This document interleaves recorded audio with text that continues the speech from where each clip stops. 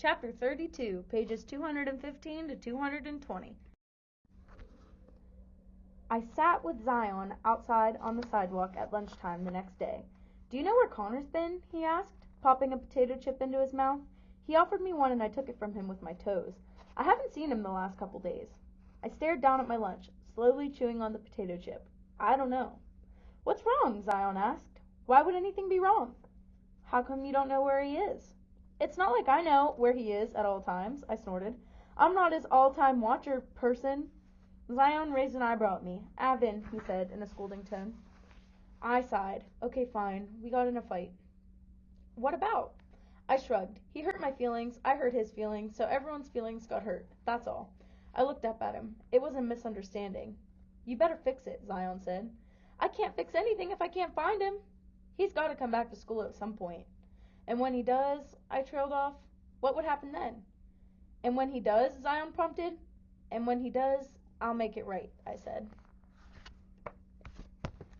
I walked into the saloon and steakhouse after school and sat at the bar. The bartender, fully beckled in a cowboy gear, even though I knew it was just a regular old college student, raised an eyebrow at me.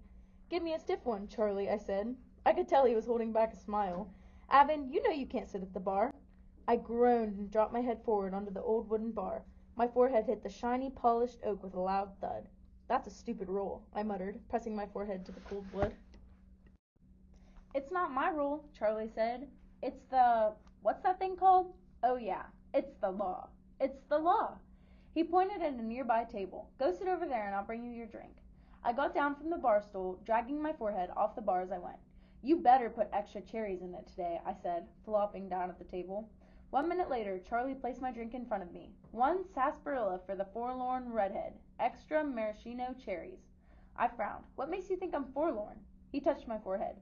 "You've got a big fat red spot on your face from bashing it into the bar." He walked back behind the counter to tend to a couple of customers. I sadly squiggled down my sarsaparilla, though the straw Charlie kindly provided. When the drink was nearly gone, I made a deliberate slurping sound to try to get the last of it up. People at the bar stared at me, but I didn't care. I slurped louder. I think I was trying to drown the sounds of the annoying piano player, which I wanted to kick to death at the moment. Now that was the most theatrical display of melodramatics I have ever seen in my life. I looked up and found Josephine standing out front of me. I sat back from my empty drink. "Sorry," I mumbled. Josephine pulled out the chair and sat across from me. "You want to tell me what's the matter?" I shrugged. "Why would you think something's the matter?" I asked, frowning so hard it hurt the muscles in my face.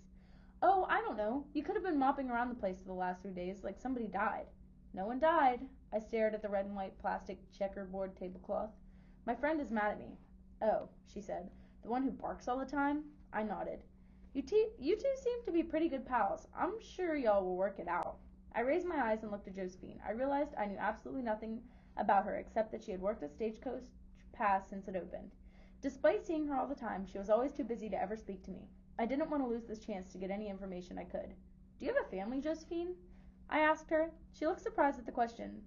No, I don't." "Have you ever been married?" She smiled. "Never had time for that nonsense." I nodded in agreement. "I don't think I ever will either." She laughed. "Only 13 and already knows that she won't ever marry?" She slapped the table. "It figures." "What figures?" Josephine looked like I had just caught her letting out a gigantic fart or something. "Oh, nothing. Just young people these days." I stared at her. "You worked here a long time, haven't you?"